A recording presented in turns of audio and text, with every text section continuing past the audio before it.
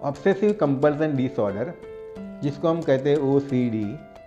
अगर कोई भी चीज़ में ज़्यादा गंदा सा महसूस होना, सफाई की चिंता रहना, फियर ऑफ कॉन्टामिनेशन, मुझे कोई बीमारी लग जाएगी, बार बार हाथ धोना, डाउट करना, चेक करना कि मैंने डोर बंद किया है कि नहीं, गैस का स्टव बंद किया है कि नहीं। अगर ये जो सारे सिम्टम्स मैच होते हैं तो OCD का होने की संभावना है। हमें तुरंत डॉक्टर को एक बार सलाह लेके हमें चेक करना ज़रूरी है कि हमें OCD की शुरुआत तो नहीं है ना। OCD मतलब ऑब्सेसिव कंपल्सन डिसऑर्डर। कई लोगों को इस तरह की बीमारी है, जो हम कह सकते हैं कि 2 से 3% लोगों को इस तरह की प्रॉब्लम्स होती है।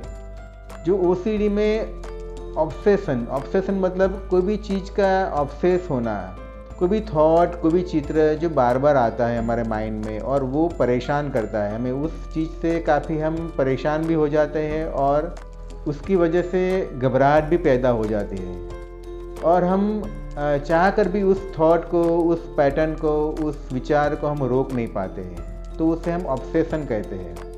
और कंपल्सन मीन्स कि जो भी थॉट्स है, जो भी विचार आता है, उसके प्रति हम जो भी एक्शन लेते हैं, तो वो कंपल्सन मतलब हमको इच्छा नहीं होती फिर भी उस चीज़ को हम एक्शन लेते हैं। जैसे कि हमें गंदगी सा महसूस होता है, हमारे हाथ में कुछ गंदगी सा फीलिंग होता है, तो तुरंत हम हाथ धोने के लिए जाते हैं, साबुन से बार बार हाथ धोते हैं, तो वो जो एक्शन है वो बिहेवियर हो जाता है एक हमारा। वो ऑब्सेशन की वजह से हम बार बार कोई चीज़ को रिपीट करते हैं, तो उसे हम कंपल्सन मतलब हमको ना चाहते हुए भी हम कोई भी चीज़ बार बार करते हैं।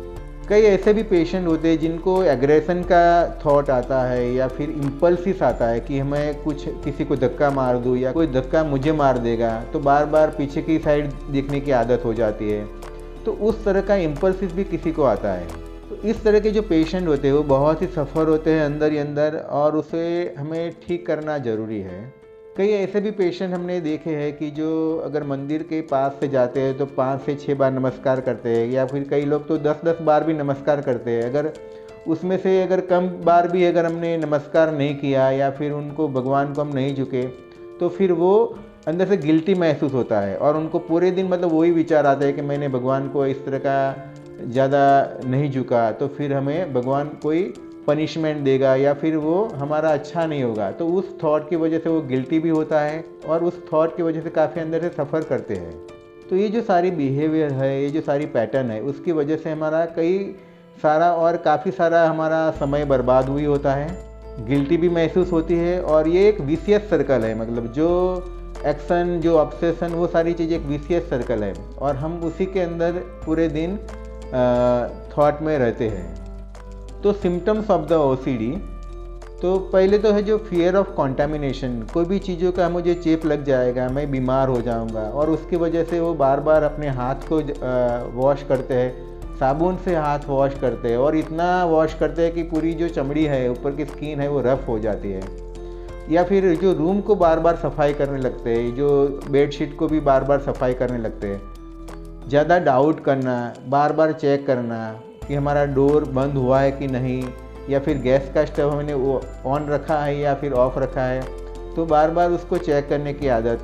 कई बार ऐसा भी होता है कि हम ज़्यादा ऑर्गेनाइज होते हैं, अगर कोई बिखरी हुई दिखती है तो हम तुरंत इरिटेट हो जाते हैं कि ऑर्गेनाइज ही चाहिए, वो भी एक कंपल्सन डिसऑर्डर है। ज़्यादा aggressive thought, unwanted thought like sex का थॉट या कोई रिलीजियस थॉट, उसका प्रति हमें काफ़ी ऑब्सेस रहते हैं, काफ़ी हमारा बिहेवियर उस तरीक़ा का हो जाता है और फिर हम उसमें से बाहर नहीं निकल सकते। कोई ऐसी पैटर्न को हम बार बार रिपीट करते हैं, जैसे कि कोई भी ऐसे गिनती को बार बार रिपीट करते हैं।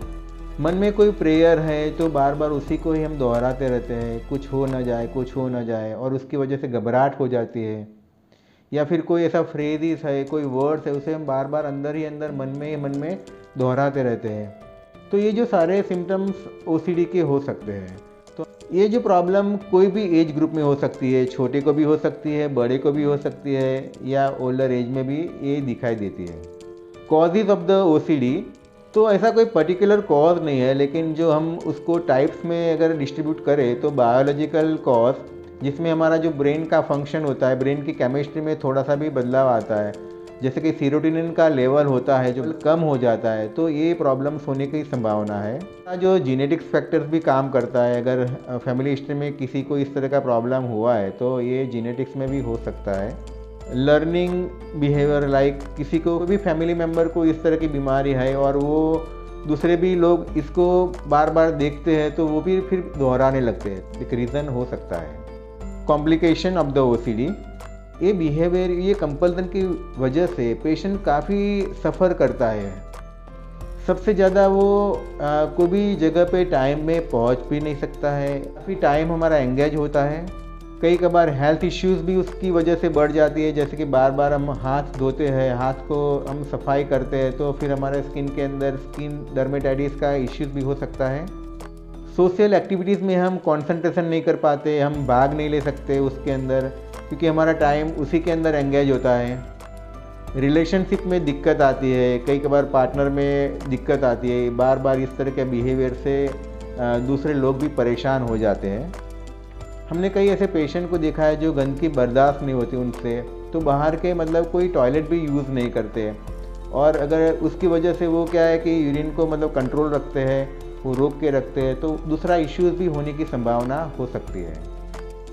प्रिवेंशन, कैसे हम उस चीज़ को रोक सकते हैं, कैसे हम उस चीज़ को ठीक कर सकते हैं। सबसे पहले तो काउंसलिंग करके उसको समझना ज़रूरी है। Homeopathic approach in the OCD, तो होम्योपैथिक में कई ऐसी मेडिसिन है जो इस तरह के सिम्टम्स में बहुत अच्छी तरह से रिजल्ट देती है।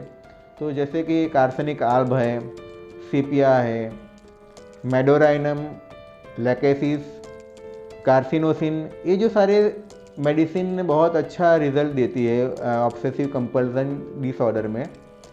तो अगर हम उसके सिम्टम्स के आधारित उसको उसकी प्रकृति को मैच करके हम दवाई देंगे तो बहुत अच्छा परिणाम मिलेगा। और भी अगर कोई मेडिसिन के बारे में बात करना है या कोई डिसीज़ कंडीशन के बारे में बात करना है तो आप मुझे कमेंट बॉक्स में कमेंट भी कर सकते हो। आज के लिए इतना ही, थैंक यू।